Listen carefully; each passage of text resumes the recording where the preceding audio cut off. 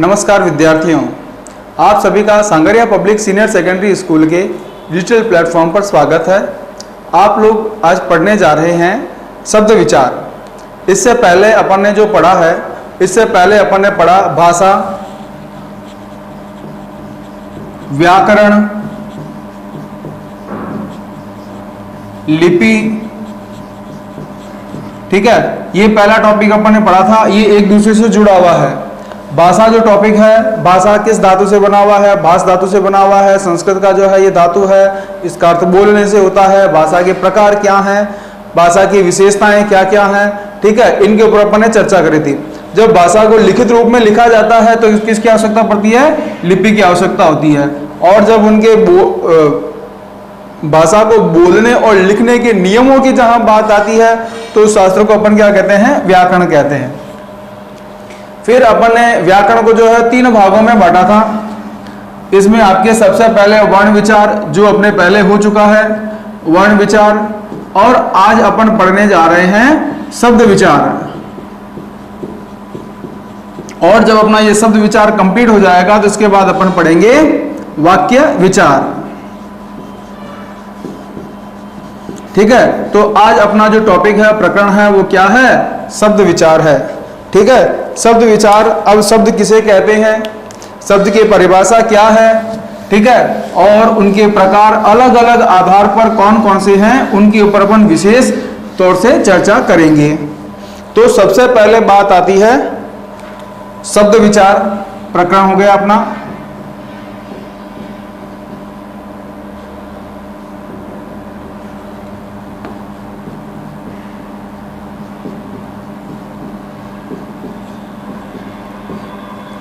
सबसे पहले बात आती है इसके परिभाषा की। शब्द, ये परिभाषा है क्या?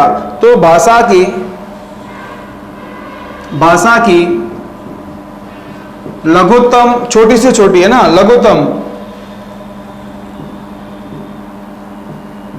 लघुत्तम इकाई ध्वनि, ये तो उच्चरित हो गई, या वर्ण, इसे अपन लिखित रूप में, है ना, इकाई ध्वनि या वर्ण होती है।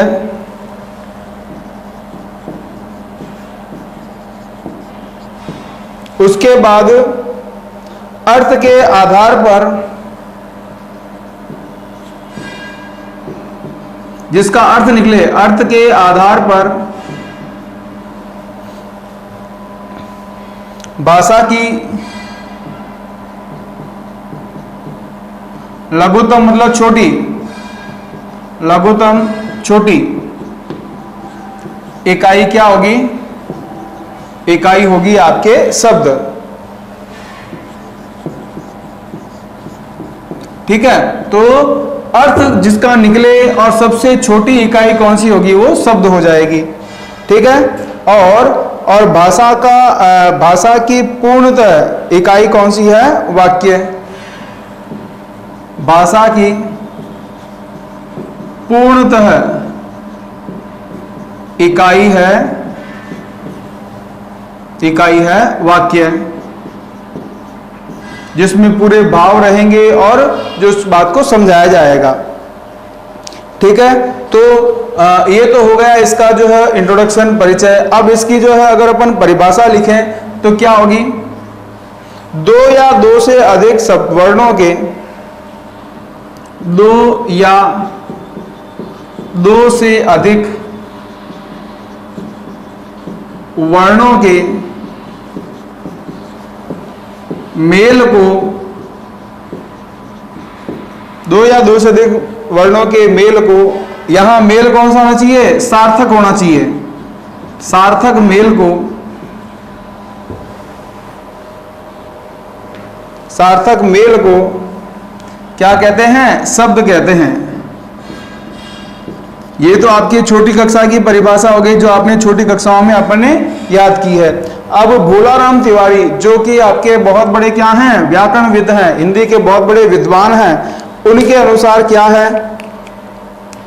भोलानाथ तिवारी, डॉक्टर भोलानाथ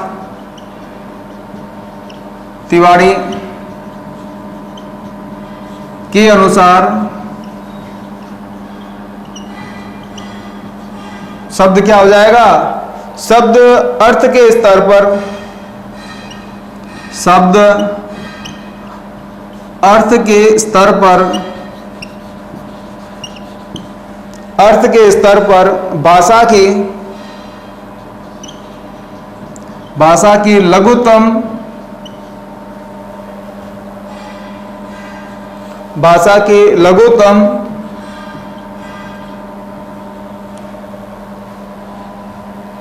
इकाई स्वतंत्र इकाई है।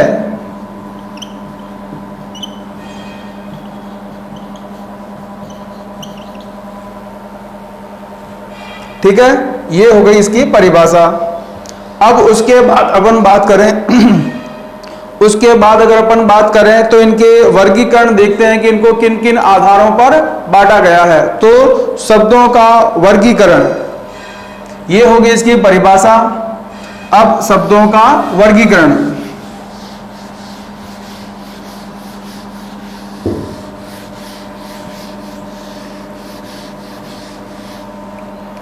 शब्दों का वर्गीकरण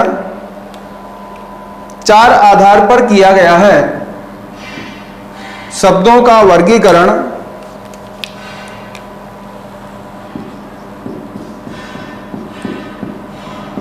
शब्दों का वर्गीकरण 4 आधार पर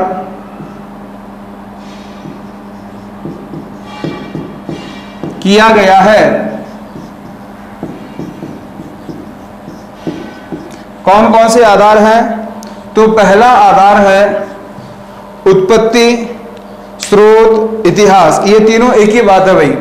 उत्पत्ति के आधार पर,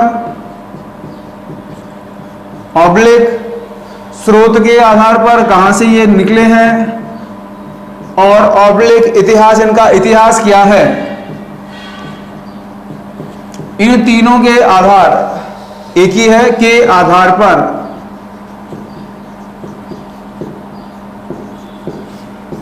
पहले हम इनका सामान्य परिचय पढ़ेंगे, फिर इनको विस्तार से पढ़ेंगे, और जो टॉपिक एग्जाम में आने लायक हैं उनको और वापस विस्तार से देखेंगे।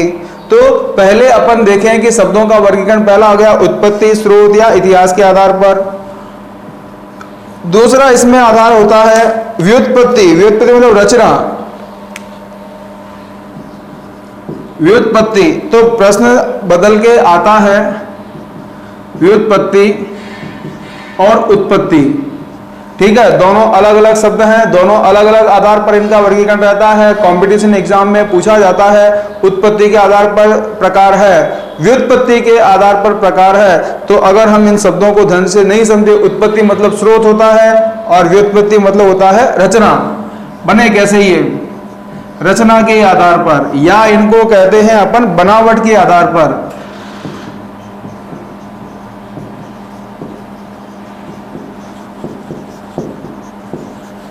और उसके बाद तीसरा आधार है रूप, प्रयोग या व्याकरणिक विवेचन के आधार पर। रूप,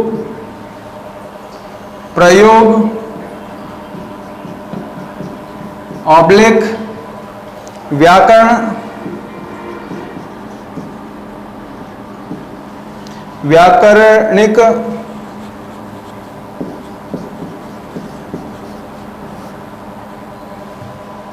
विवेचन के आधार पर।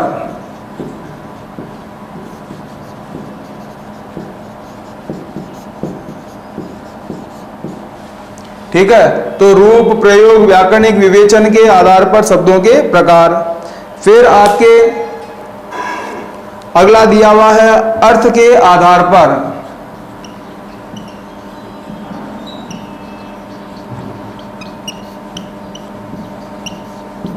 ये 4 आधारों को अपन क्या करेंगे, इस आपके शब्द विचार वाले प्रकरण में थोड़ा सा सामान्य परिचय के हिसाब से पढ़ेंगे। फिर उसके बाद में जो जो विषय आपके आने लायक हैं, आगे कंपटीशन में या आपके जो बड़ी कक्षाओं में काम में आने लायक हैं, उन विषयों को अपन क्या करेंगे, डिटेल से विस्तृत से देखेंगे। तो अब सबसे पहले अपन बात करते हैं उत्पत्ति या स्रोत के आधार पर। उत्पत्ति या स्रोत के आधार पर जो सबसे पहला कौन सा आता है? तत्सम शब्द। कौन सा शब्द है? तत्सम। दूसरा आता है तद्भव। तीसरा आता है देशज। चौथा आता है विदेशी और पांचवा आता है आपके संकर। ये 5 प्रकार हैं उत्पत्ति के आधार पर, स्रोत के आधार पर, इतिहास के आधार पर। अब हम क्या करेंगे, एक एक को अपन डिटेल में देखेंगे। तत्सम। तत्सम मतलब क्या होता है कि ज्यों का त्यों संस्कृत से जो ग्रहण किया है उसमें कोई परिवर्तन नहीं किया। संस्कृत के जो मूल शब्द हैं वो क्या कहलाते हैं? तत्सम। देखो, तत् मतलब उसके, सम मतलब समान। ये तत् का मतलब क्या हो गया? संस्कृत।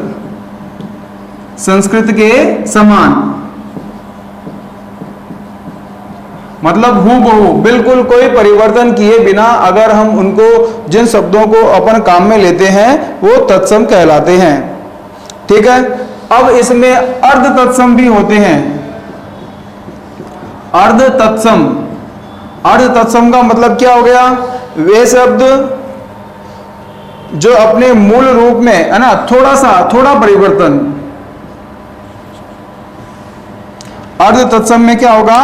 थोड़ा सा परिवर्तन होगा। थोड़ा सा परिवर्तन।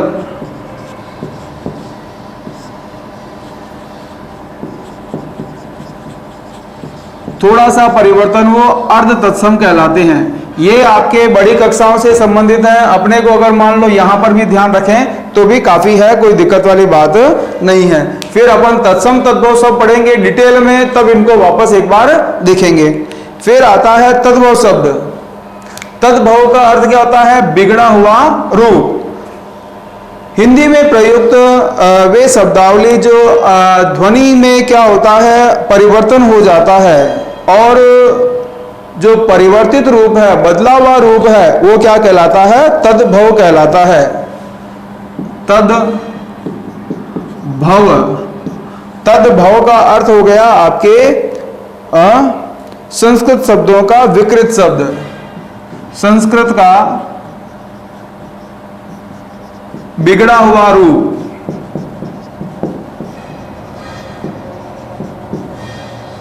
अब बिगड़ा हुआ रूप कैसे? जैसे घृत। घृत ये तत्सम शब्द, इसका क्या बन गया? घी। कुंभकार। कुंभकार का हो गया कुम्हार। ठीक है। या आप यहां पे बिंदी भी लगाते हैं, कुंभकार। ठीक है। और उसके बाद अश्रु, आंसू, ये तो है आपके तत्सम और ये आपके हैं तद्भव। इनका हम जो है क्या करेंगे? इनका हम विस्तार से अध्ययन करेंगे आगे तत्सम और तद्भव शब्दों के अंतर्गत। ठीक है। तो अब ये तो हुआ आपके तत्सम और तद्भव की बात। इनका हम विस्तार से अध्ययन करेंगे आगे तत्सम तद्भव शब्दों में। ठीक है। ये तो हुआ इनका क्या है? सामान्य परिचय। अब उसके बाद आगे देखिएगा,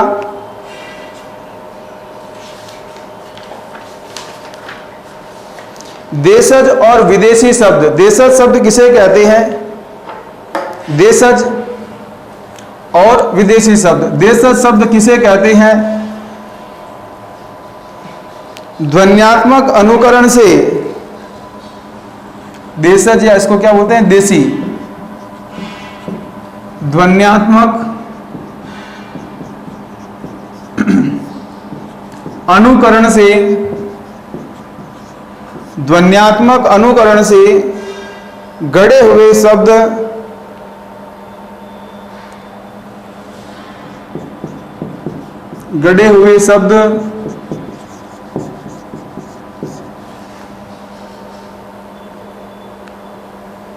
तद्भव नहीं होते हैं।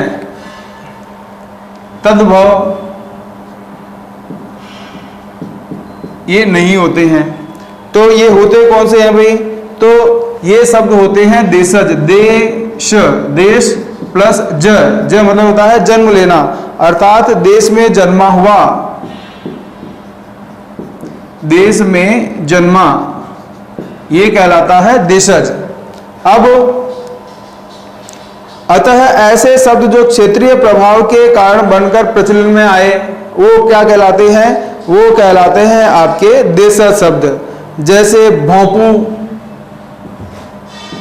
भोंपू बजरा साहब, ठीक है ना, तो ये तत्सम है ना ये तद्भव है। इसी तरह से आपके टट्टू, गधे को बोलते हैं टट्टू, ये टट्टू का अर्थ हो गया आपके देशज शब्द। इसी तरह फटपटिया, आवाज निकलती है ना, फट फट से आवाज निकलती है तो इसको क्या बोलते हैं? फटपटिया, फटफटिया, ठीक है। इसी तरह से आपके टांग, उधम, अंगोछा, खुरपा, ठीक है, लप लपाना, जीभ लप लपाई, लप लपाना, ये सब क्या हैं? ये सारे शब्द हैं आपके देशज शब्द, ठीक है। अब उसके अलावा और देशज शब्द कौन से होते हैं भाई? ये तो हो गए आपके ध्वन्यात्मक किसी क्षेत्र विशेष में उत्पन्न होने वाले। और आदिवासी, दूसरे कौन से हैं? आदिवासी क्षेत्र के, आदिवासी क्षेत्र के शब्द, वो भी किस में आएंगे? देशज में आएंगे। क्यों? क्योंकि न तो वो संस्कृत से आए हैं न उनका बिगड़ा हुआ रूप है, तो जो आदिवासी जो शब्द हैं वो भी किस में आते हैं? देशज में आते हैं। जैसे कपास, जैसे कोडी, जैसे चिकना, जैसे परवल,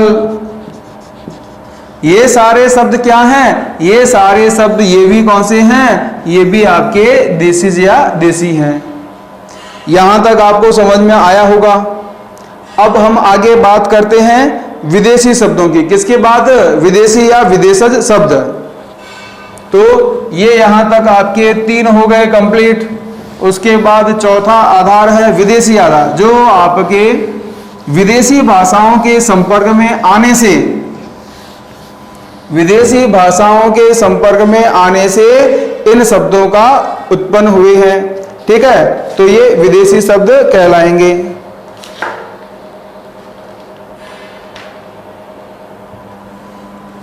विदेशी शब्द इनको क्या कहते हैं? विदेशज।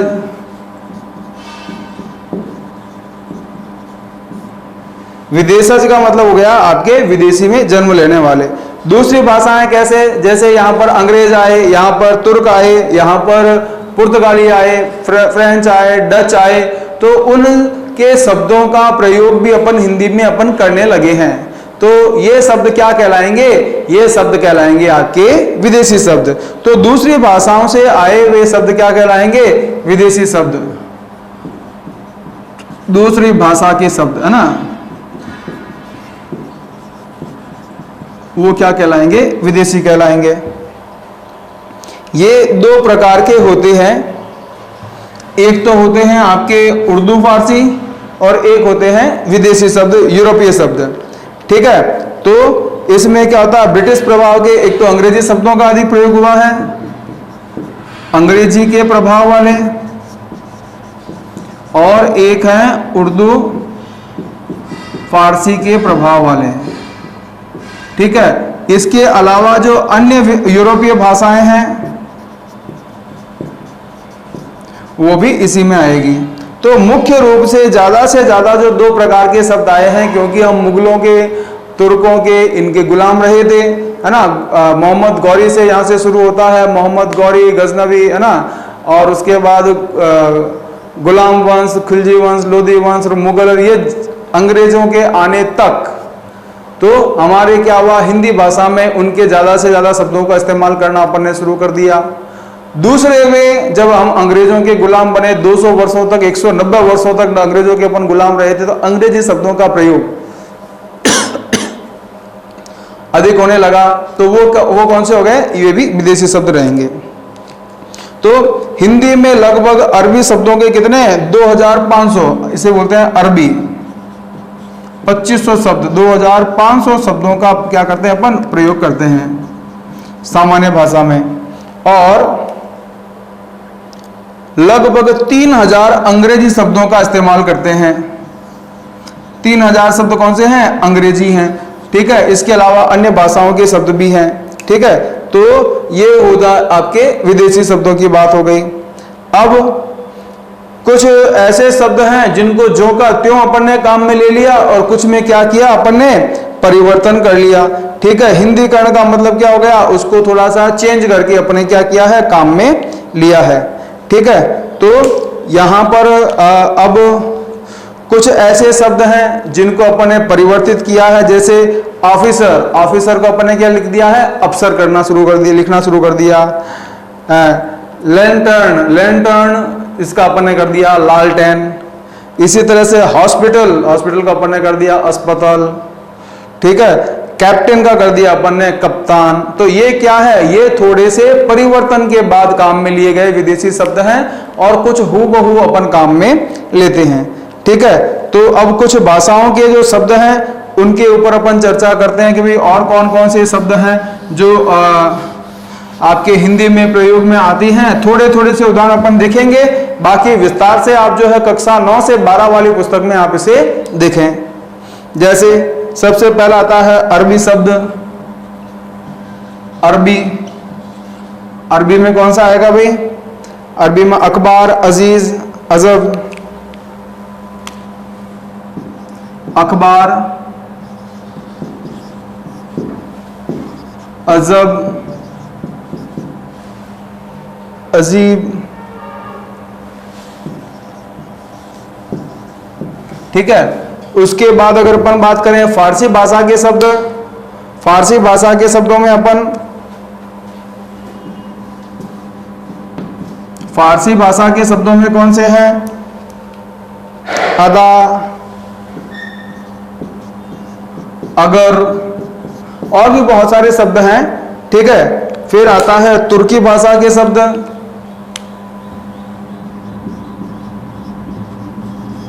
तुर्की भाषा में कौन से आएंगे? तुर्की भाषा में आएगा उर्दू और उज़्बेक।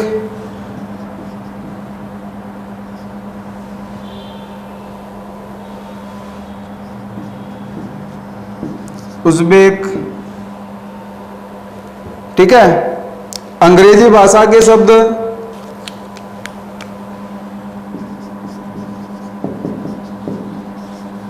अंग्रेजी भाषा में क्या हो जाएगा? अस्पताल, स्कूल। ठीक है, और भी बहुत सारे शब्द हैं। फिर पुर्तगाली भाषा,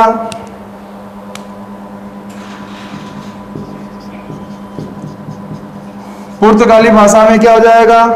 अनन्नास।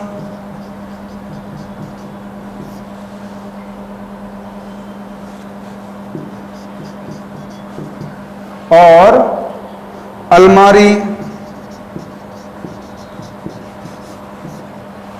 पुर्तगाल के बाद में आता है फ्रेंच।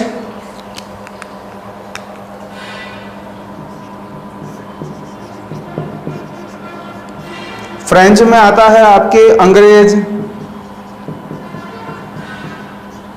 कारतूस, और भी बहुत सारे शब्द हैं।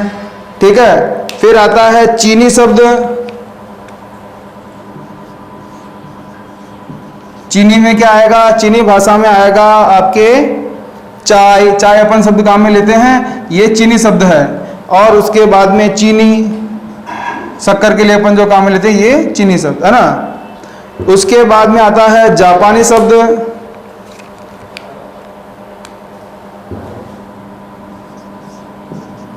जापानी शब्द इसमें आता है रिक्शा, सायोनारा,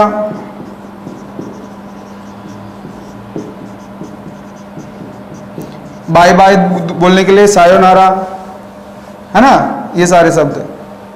अब उसके बाद भी और जैसे जापानी शब्द के बाद रूसी शब्द है, रूबल है, जार है ना, और वुड का है। इसी तरह से डच शब्द में तुरुप, ताश के पत्ते के लिए काम में आता है। बम, है ना, टांगे गाड़ी का जो शब्द के लिए काम में आता है। ठीक है, तो ये हुए आपके कौन से विदेशी शब्द। उसके बाद अंतिम शब्द बचते हैं संकर शब्द। कौन से शब्द? संकर। संकर में क्या होता है, दो भाषाओं से मिलकर जो शब्द बनते हैं वो आपके संकर शब्द कहलाते हैं। दो भाषाएं कैसे? जैसे आपके हिंदी संकर मतलब दो भाषा अलग अलग भाषाओं से मिलकर बनते हैं। जैसे आपके बात आती है घड़ी साज, घड़ी साज। अब ये घड़ी शब्द क्या हो गया? ये घड़ी तो हो गया आपके हिंदी शब्द, और साज क्या हो गया? अरबी शब्द। कौन सा शब्द हो गया? अरबी फारसी, तो फारसी शब्द। तो ये जो घड़ी साज शब्द बनेगा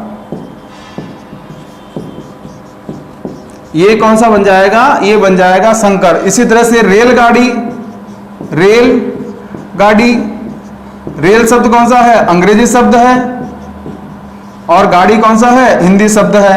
तो इससे क्या बनता है? रेलगाड़ी। तो ये आपके इस तरह के जो शब्द होते हैं वो क्या कहलाते हैं? वो संकर शब्द कहलाते हैं।